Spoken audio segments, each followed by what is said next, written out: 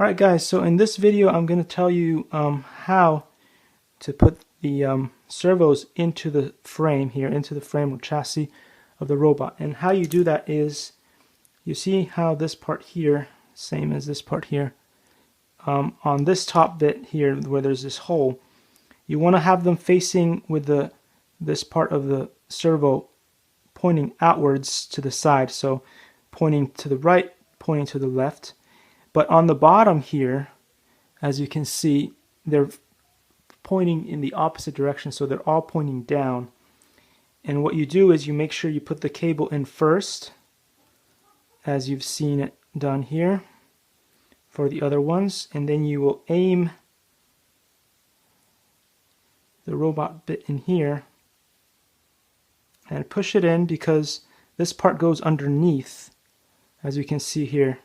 It goes underneath, and that's where it'd be nice to have a hole so you could screw this in and it wouldn't move around, which it does, unfortunately, because there's nothing to fasten it to this frame or to this chassis. Alright, anyway, hope this helps you guys with the assembly, and I will see you in the next video.